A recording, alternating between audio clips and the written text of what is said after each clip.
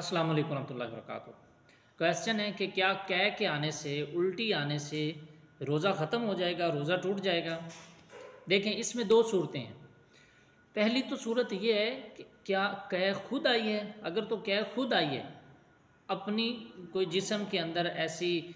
وجہ بنی، کوئی ایسی ریزن آئی ہے جس کی وجہ سے اسے قے آ گئی ہے، کوئی انسان نے اپنے جسم کے ساتھ چھیڑ چھاڑ نہیں کی ہے، تو ایسی حالت میں اس کا روزہ باقی ہے، ایسی حالت میں اس کا روزہ باقی، اس کا روزہ صحیح ہے۔ اگر کسی کے اندر ایسی سچویشن پیدا ہوگی تو وہ مت روکے اپنی قے کو کہ ہو سکتا ہے میرا روزہ ختم ہو جائے، نہیں، اگر وہ خود آ رہی ہے، اگر قے غالب آ گئی ہے، کوئی جسم کے اندر ایسی وجہ پیدا ہوئی ہے تو اسے آنے دو، اس سے آپ کا روزہ ختم نہیں ہوگا۔ ہاں، اگر دوسری وجہ یہ ہے کہ آپ نے خود اپنے جسم کے ساتھ کو چھیڑ چھاڑ کی ہے، گلے میں انگلی ماری ہے، یا کسی طریقے سے آپ جان بوجھ کر قے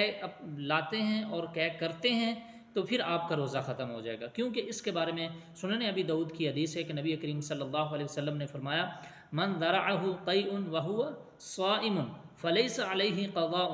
کہ جس بندے کو قے خود بخود آ گئی ہے اس کے اوپر کوئی قضا نہیں ہے، وہ اگر وہ روزے دار ہے تو اس کا روزہ ختم نہیں ہوا، اس کا روزہ ختم نہیں ہوا، اس کے اوپر کوئی قضا نہیں۔ ہاں، وَإِنِ اسْتَقَاءَ، اگر اس نے قے کو طلب کیا، یعنی قے کو جان بوجھ کر اپنے گلے میں انگلی ماری یا کچھ اپنے آپ کے ساتھ ایسا کیا کہ اسے قے آ گئی، تو پھر کیا ہے، فَلْيَقْضِ، پھر وہ اپنا روزہ پورا کرے گا، اس کا روزہ جو ہے وہ ختم ہو گیا، بعد میں اس کی قضا دے گا۔ تو اس لیے قے جو ہے وہ خود آ جائے گی تو روزہ ختم نہیں ہوا، اگر قے کو آپ جان بوجھ کر لاتے ہیں تو آپ کا روزہ ختم ہو جائے گا۔